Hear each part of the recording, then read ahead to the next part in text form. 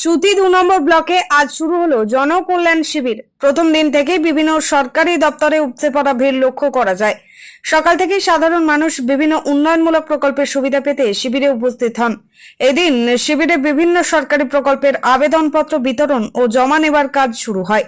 লক্ষ্মীর ভান্ডার, বার্ধক্য ভাতা, স্বাস্থ্যসাথী, কৃষি সংক্রান্ত পরিষেবা সহ একাধিক জনমুখী প্রকল্পের সুবিধা নিতে বহু মানুষ ভিড় করেন। ব্লক প্রশাসনের পক্ষ থেকে আবেদনকারীদের সহায়তার জন্য বিশেষ কাউন্টারও খোলা হয়।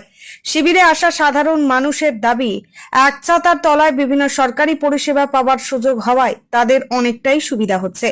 দূরদূরান্তে অফিসে ঘোরার পরিবর্তে এখানেই প্রয়োজনীয় তথ্য, ফর্ম সংগ্রহ এবং আবেদন জমা দেওয়ার সুযোগ মিলছে। অন্যদিকে প্রশাসনের পক্ষ থেকে জানানো হয়েছে, রাজ্য সরকারের জনমুখী প্রকল্পগুলি সাধারণ মানুষের কাছে আরো সহজে পৌঁছে দেবার লক্ষ্যেই এই জনকল্যাণ শিবিরের আয়োজন করা হয়েছে। আগামী দিনগুলোতেও শিবিরে ব্যাপক সাড়া মিলবে বলেই আশা প্রকাশ করেছেন প্রশাসনিক কর্তারা। সব মিলিয়ে প্রথম দিনেই সুতি ২ নম্বর ব্লকের জনকল্যাণ শিবিরে মানুষের ব্যাপক উপস্থিতি প্রমাণ করে সরকারি পরিষেবার প্রতি সাধারণ মানুষের আগ্রহ ও সচেতনতা ক্রমশ বৃদ্ধি পাচ্ছে। বিস্তারিত আপডেট পেতে চোখ রাখুন A1 নিউজ বাংলায়।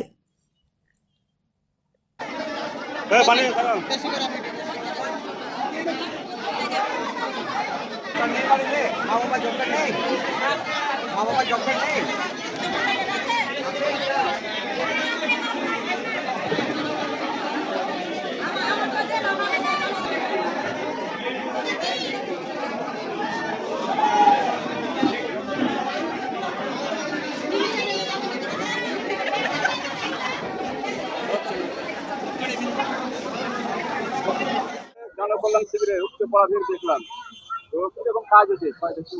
খুবই সুন্দর কাজ হচ্ছে এখানে। বলবো কি, অন্নপূর্ণা ভান্ডার থেকে, সোলার প্যানেল থেকে, এমনকি যে উজ্জ্বলা যোজনা গ্যাস কানেকশন নতুন নেবেন সেটাও হচ্ছে এখানে। আপনার বিভিন্ন রকম প্রকল্প এখানে চলছে কাজ।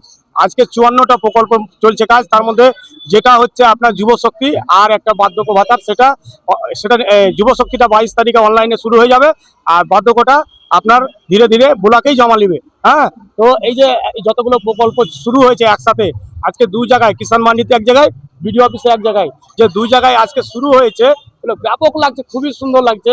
মানুষের পরিষেবা একবারে উপচে পড়া ভিড়। আর টিএমসির নেতারা যারা দুর্নীতিবাজ, যারা চুরি করে খেয়েছে, তারা কিন্তু সাধারণ মানুষের কাজ থেকে বঞ্চিত করে রেখেছিল, তাদের কাজ করে দেয়নি। কাটমানির দ্বারাই তারা কাজ করেছে। তাদের কোনো লোকের কাজ হয়নি, জনসাধারণের কাজ। টিএমসির নেতা একটাও কোনো নেতা সাধারণ মানুষের উন্নয়ন করেনি, কাজ করেনি। এই 1 মাসের সরকার, আমাদের বিজেপি সরকার বসা মাত্রই আজকে যেভাবে আমাদের সম্মানীয় শুভেন্দু অধিকারী মহাশয় যেভাবে আজকে যে জনকল্যাণ ক্যাম্প যে শুরু করেছেন 14 তারিখ, 15 তারিখ এবং 16 তারিখ, এই 14 নয়, 15, 16, 17 এই 3টা ডেটে আপনাদের যতগুলো কাজ আছে আপনারা বিডিও অফিসে প্রতিটা পশ্চিমবাংলা ব্লকে এসে দিয়ে যান। আমরা যেমন এসছি সুতি 2 ব্লকে বিডিও অফিসে এসছি, আরও অনেকে দিদিরা এসছে, সব এসছে, তো অনেকে এসছে। তো আপনারা দেখতে পাচ্ছেন পরিষেবা। আমরা চাইছি দুর্নীতি মুক্ত আমরা বাংলা বানাবো, আর চোর মুক্ত বাংলা বানাবো।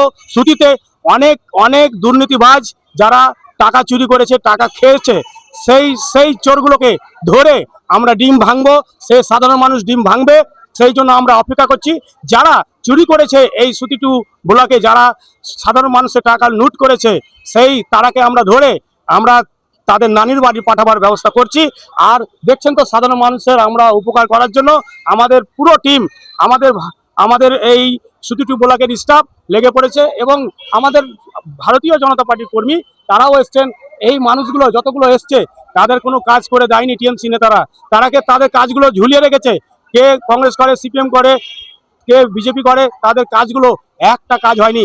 এমনকি যারা তৃণমূলের, যারা সাধারণ মানুষ, তাদেরও কাজ করেনি, টাকার বিনিময়ের জন্য সব ঝুলিয়ে রেখেছিল।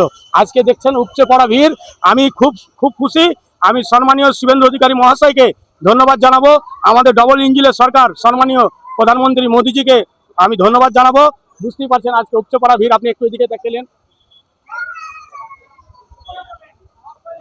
আপনার নাম?